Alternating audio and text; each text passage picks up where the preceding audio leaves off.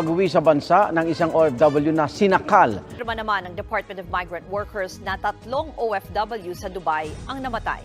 Matapos namang mahulog habang naglilinis ng bintana.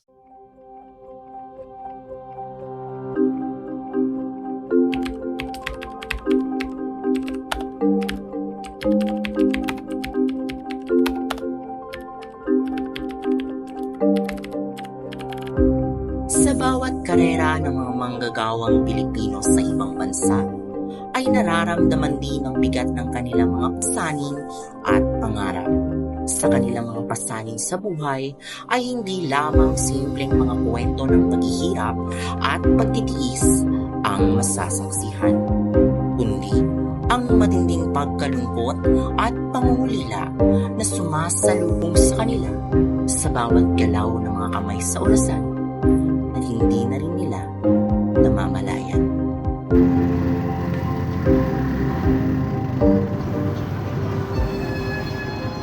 Sa paglipas ng panahon, dala-dala nila ang sakripisyo at pag-asa ng kanilang mga pamilya sa Pilipinas. Sila ang mga bagong bayani ng kasalukuyan na patuloy na lumalaban sa gitna ng mga hamon at pagsubok sa ibang bansa. Ngunit sa kabila ng ngiti at kasiyahan sa labas, bawat kwento ay may tamang lungkot at pangungulila sa loob. Sa bawat sandali, ang buhay ng mga OFW ay nagpapamanas ng tapang at pagmamahal ng mga Pilipino sa kanilang bayan at pamilya. Samahan ninyo kami sa paglalakbay sa kakaibang mundo ng mga OFW at alamin ang mga kwento ng tagumpay, sakripisyo at pag-asa. Ito ang kanilang kwento na nagbibigay liwanag sa gitna ng dilim at nagpapakita ng tapang ng puso ng bawat Pilipino.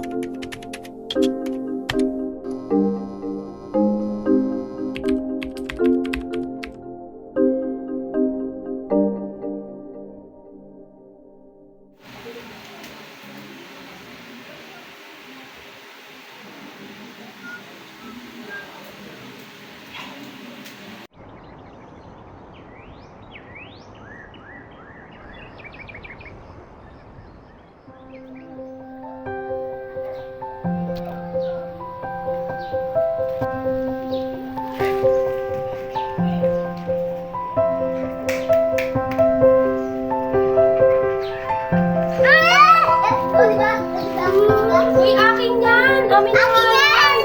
Akin yan! Akin kasi yan eh! Sabi yung akin yan eh! Tingnan mo, napunit na!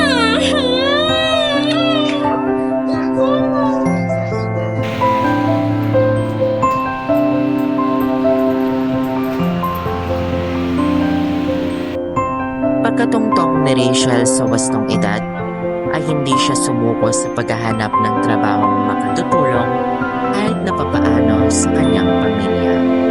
Ngunit sadyang hindi naging madali ang umpisa.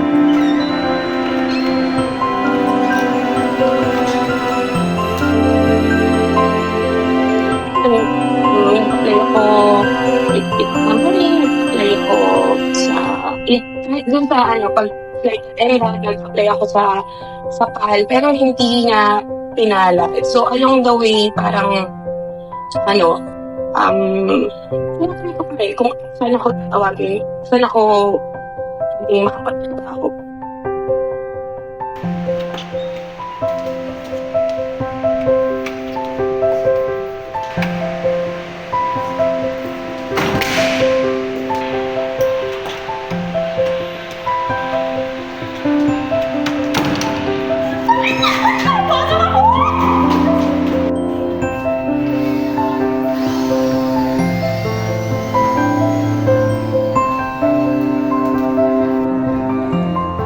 Simula nang matanggap siya sa kanyang trabaho sa pagtuturo, hindi na niya agad pinalampas ang pagkakataon kahit na lamang sa maliit na halaga ang kapalit nito.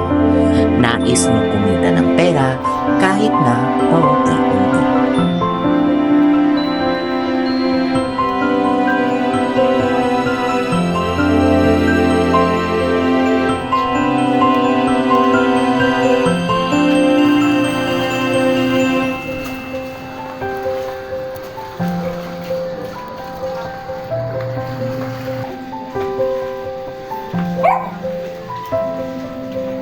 kami sa bahay o kaya sa center para turuan yung mga bata. So, kada isang bata nagre-rate 1 hour to 2 hours per session. So, yung sweldo mo, depende. Parang that time, 100 or 150 at okay.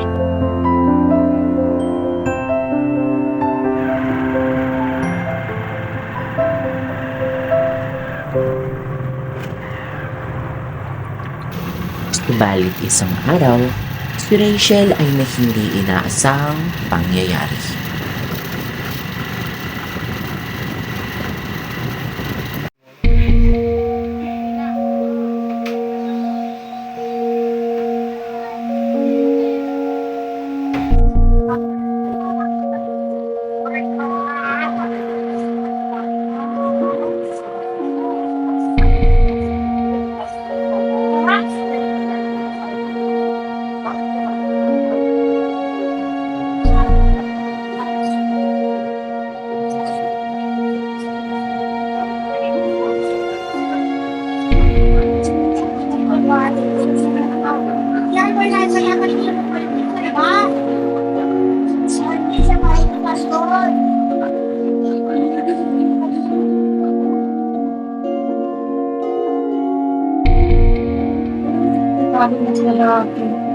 Wala.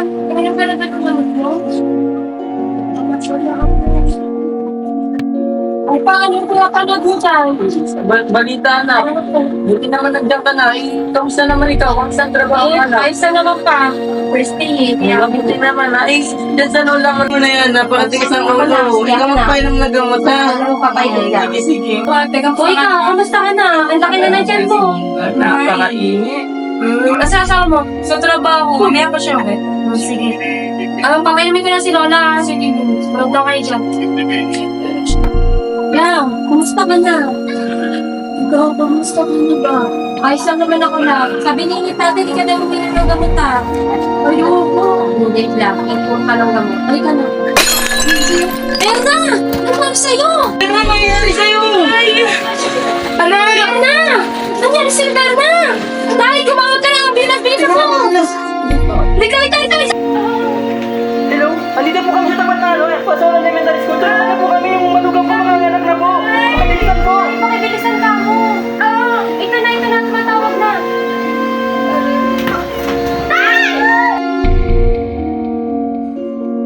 Sa kabila ng mga pagsubok sa buhay ni Rachel, ay nanalig lamang siya sa Diyos na mairaos ang lahat ng ito. Hanggang sa siya ay tinawagan ng isa sa mga recruiter sa ibang bansa na kung saan ito ay naghahanap ng mga OFW na gipit o salat sa pera. Dahil dito, ay nagkaroon siya ng pag-asa na makabangon muli at makatulong sa kanyang pamilya. Yung isa kong ka-work from Pinas, lumipat siya ng Singapore. Sabi lang siya na may opening dito sa Singapore. Kung nalaman ko na nag-resign ka sa work, kung gusto mo, na i-refer kita. So, ayun, parang sabi ko baka ito na yung para sa akin kasi parang dahil ko rin nag-apply. Pag-gusto ko mag-resign. Tsaka, yung pangarap ko lang na makasakay ako ng aeroplano kasi ng 24 years old, ikaw nakakasakay ng aeroplano. Tapos, sabi ko, ayokong malayo sa family ko. Kaya sabi ko sa sarili ko, 2 years lang ako sa Singapore. Kaya, tsaka gusto ko lang tulungan yung family ko kasi hindi pa rin sila nakakapunta ng ibang bansa. So parang pangarap ko na sana within 2 years mapapunta ko yung magulang ko sa Singapore. Tapos uuwi na ako ng Pinas. Yun lang, sobrang liit na pangarap na makasakay ng aeroplano, mapapunta yung magulang ko sa ibang bansa.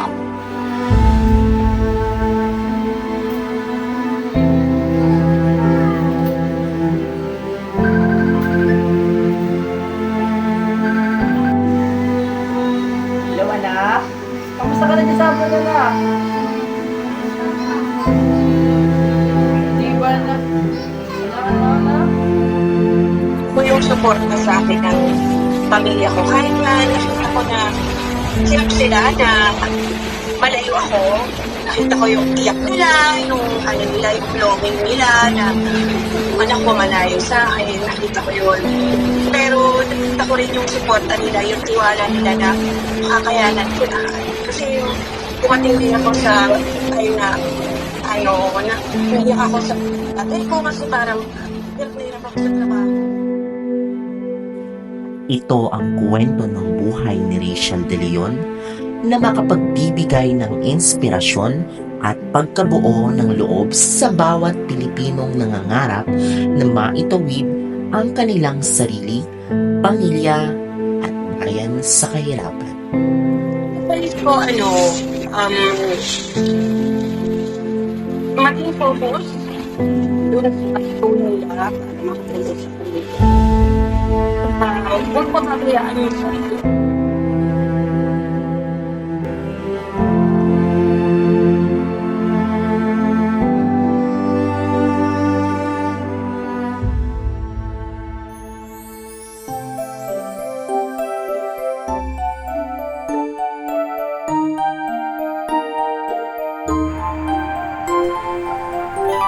Sa bawat pag-alis ng ating mga kababayan patungo sa ibang bansa, ay kasabay nito ang kanilang pangarap para sa kanilang pamilya at kinabukasan. Ngunit sa bawat pagbabalik ay may mga kwento ng hinagpis at pangungulila sa likas na yaman ng sariling bayan. Ang kwentong pag-ibig ni Leia at ng kanya noong kinakasintahan ay magkaiba. Ngunit nagbibigay liwanag ito na sa bawat pagsulong at pag-angat mula sa pagkatalo ay nagiging simbolo sila ng pag-asa at lakas para sa lahat ng nagmamahal at naghahanap ng tunay na kasiyahan sa piling ng kanilang mga pangarap. Wala nakikita. Bis sa trabaho. Kamusta ka na, pre? Okay lang. Trabaho mo? Tinanggal ko yung bis namin. Ano problema sa boss niyo? Ibalita mo. Ang ano? Sa dumasungit. Ang baba ng pasahod. Pre, bakit naman pala nung trato dyan sa company niyo? Buti na yung boss ko, hindi ganyan. Ang swerte mo pala sa boss mo, pre. Oo nga eh. Buti na. Pero mas swerte yan dito, pre. Pre, parang budget tayo. Hindi ka mag-budget dyan, pre. Kasi hanggang lubos ko yun eh. Si Leia. Si Leia nga pala. Si Leia! Benny pala. Kaloka ka. Maaga akong nag-asawa. 16? Saan mo siya nakilala? Diyan, dito lang sa sa Karuhatan, sa Valenzuela. Nung nakilala mo siya sa Karuhatan, may trabaho ba kayo nun? Or parang nagkakilala lang kayo sa common friend or barkada ganun? Kapitbahay lang.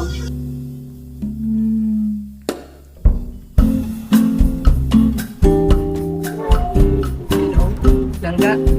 Ano yun, Langga? Kapag isip-isip ko kasi, bala ko magtana na tayong dalawa. Ha? Saan tayo pupunta niyan? Kasi yung magulang mo, ayaw sa akin. Siyempre, ayoko naman yung dinidiktahan tayo ng magulang mo para sa pagmamahalan nating dalawa. Pero sige, dahil mahal kita, sasama ako sa'yo. Talaga lang, ga? Sige, magkita na lang tayo, ah. Salamat lang, ga. Bye-bye. Love you. I love you din, Langga. Sa bawat pagtibok ng puso ay mayroong kwento ng pag-ibig na puno ng pangarap, pag-asa. Subalit sa ilang mga kwento, ang pag-ibig ay dumarating na may kasamang pagsubok at bigati.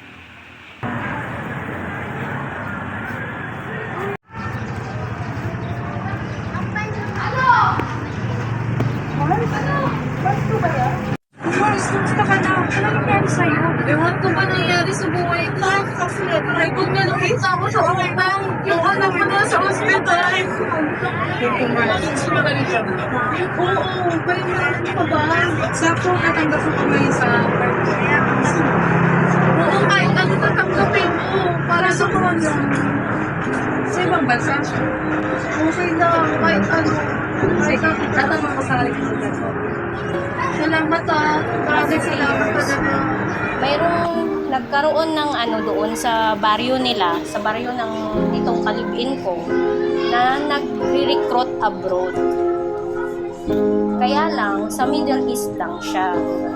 So dahil 20 pa lang ako, magti-20, running 20 ako, hindi ako pwedeng mag-abroad as DH kasi dapat ang qualified is 25 years old. So, ang ginawa, pinakuha ako ng passport ng recruiter at sabi, ang idadahilan ko is pupunta lang ako mag-tour, may bibisitahin lang ako sa Middle East. Ma'am Shai, siya po yung sinasabi. Mars, itong babae.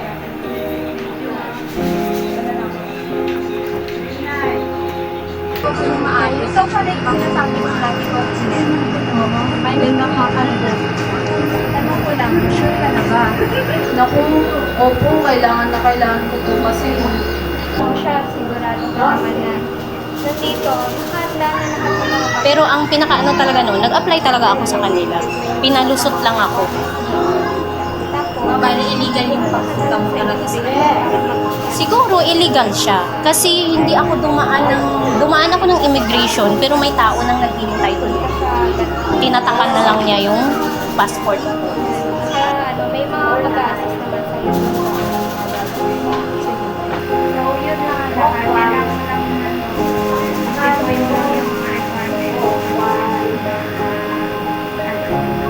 Maraming salamat po talaga. Kailangan na kailangan ko kasi talaga ito eh. basta, ihanda mo lang sa sarili mo at mag-iingat ka rin na. Yung pagkakasakit niya, sa malaki ng gastusin, dahil malagi na siyang may check-up after nun eh. Kailangan talaga namin ng malaking pera. Kasi, kada check-up namin, libo-libo ang kailangan ko para lang mapacheck up siya. May gamot pa siya na maintenance, iba pa yung gatas na dinidede niya. Hindi naman siya makadede sa akin. Kaya kailangan ko talagang magtrabaho.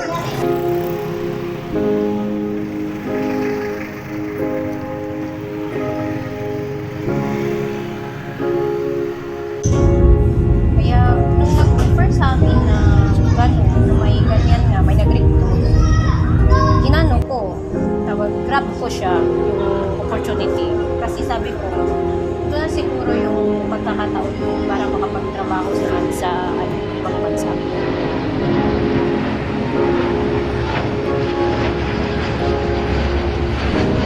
Marami sa ating mga kababayan ang sumasabak sa trabaho sa ibang bansa, hindi lamang upang maipagpatuloy ang kanilang pangarap, kundi pati na rin upang maibigay ang magandang kinabukasan para sa kanilang mga mahal sa buhay.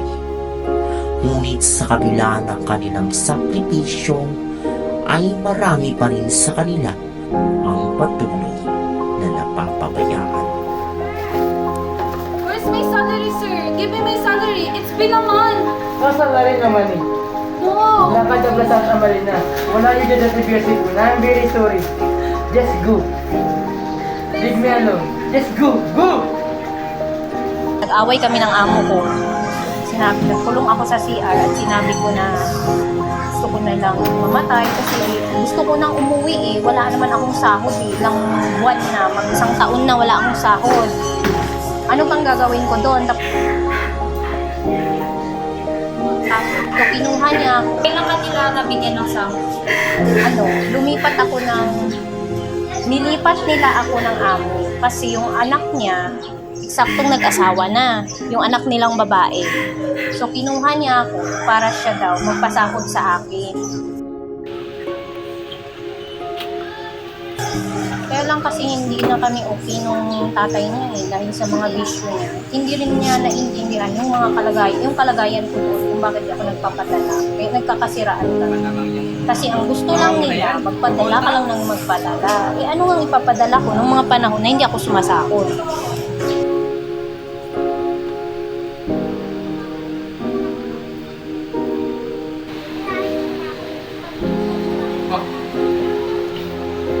Buti naman sinagot mo na. Ilang araw ka hindi makontak ah.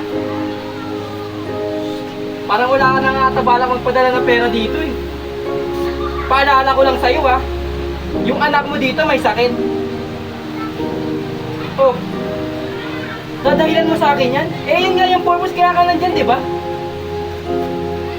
Dumabli kahit ka! Hindi ko na problema yan. Bahala ka sa buhay mo.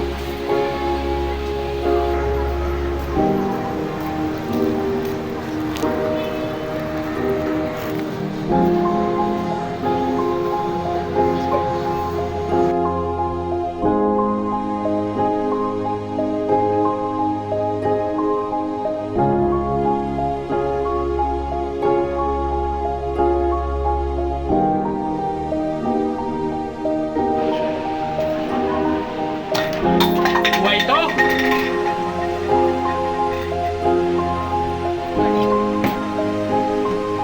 Puro na lang problema.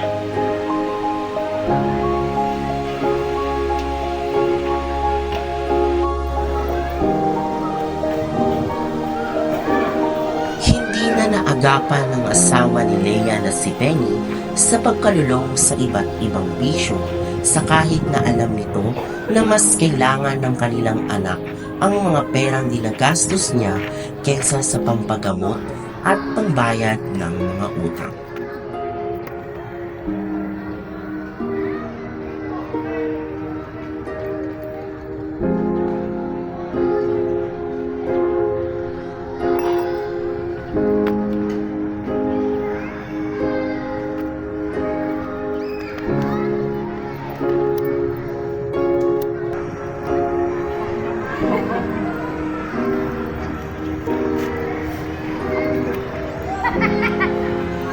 Diretso na lang.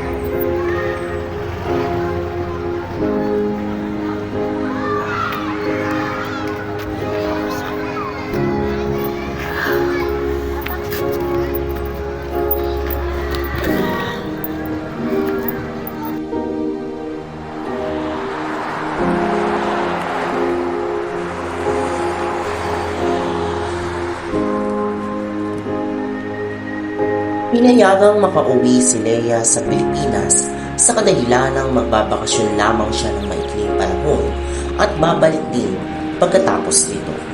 Subalit paraan ito ni Lea ni hindi na muling maranasan ang hirap at pagod sa ibang bansa at makapagsimula na din ng bagong buhay dito sa Pilipinas.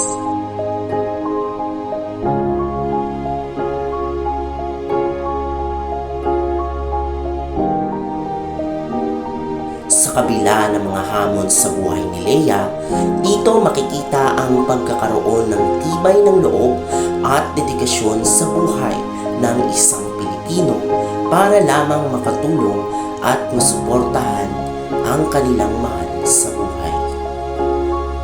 Ito ang kwento ng buhay ni Lea Cupalane, isang dating OFW na wala nang balak pang bumalik sa ibang bansa.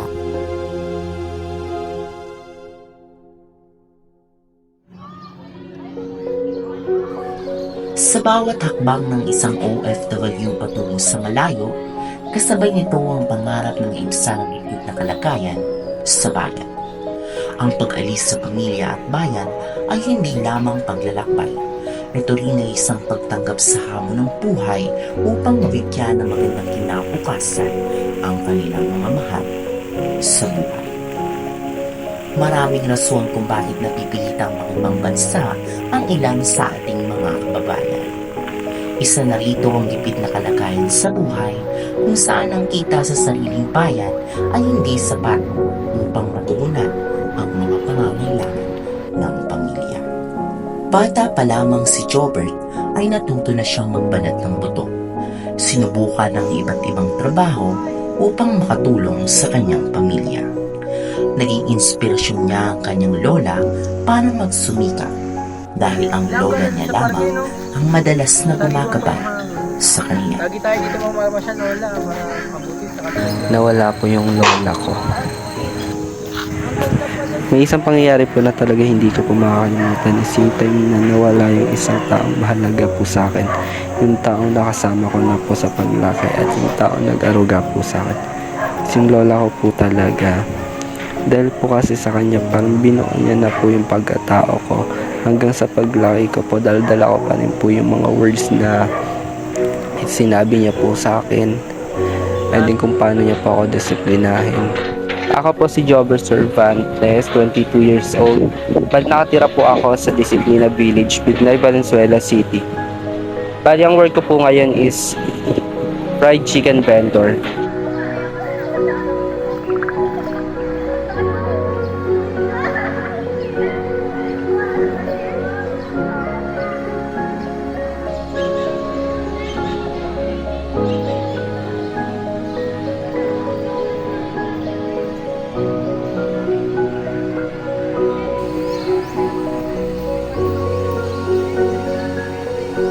Pwede, may sabihin ko lang. Tagal mo. Ano ba yun? Yung ano kasi, yung lola ko, namatay na siya pare, kailangan ko ng extra income para panggatos ko. Baka may alam kang trabaho. Yung pinapasukan ko kasi ngayon, yung 300 ang sahod. Ay, sabihin sa'yo. Okay sa akin yun kasi kailangan ko talaga yun. Sige, papakilala ko kung may-ari. Ay, salamat siya.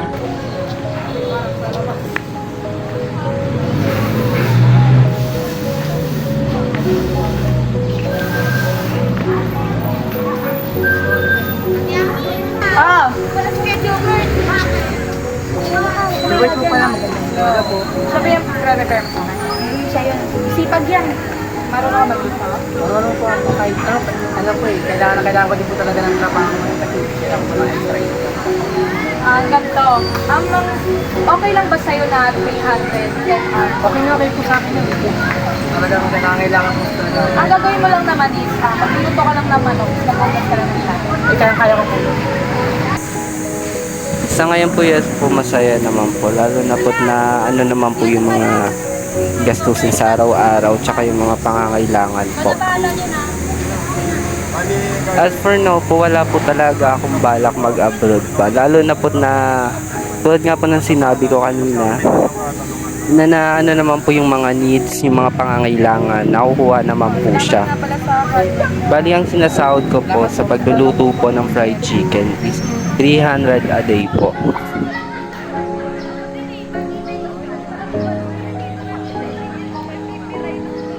Dito na rin nakilala ni Jobert ang makakasama niya sa buhay at matatagpuan ng tunay na kasiyahan.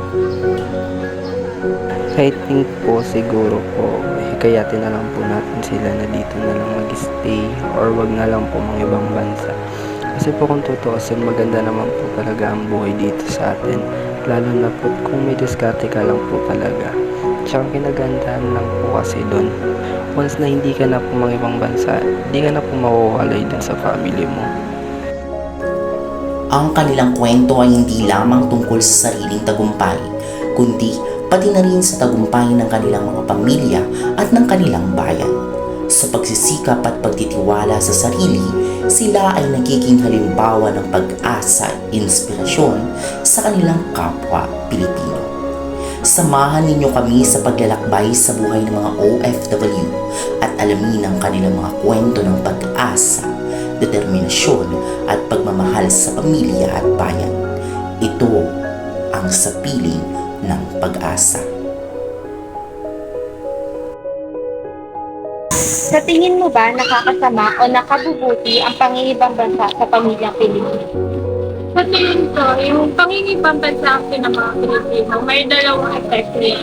Yung una is makakabuti para sa may iahon yung mga pamilya nila sa kahirapan. And yung sa pangalawa naman, hindi siya yung 100% na nakakasama. So, may epekto din siya na nakakasama, lalo na sa mga bata na naiiwan ng mga ina na nag-o-order.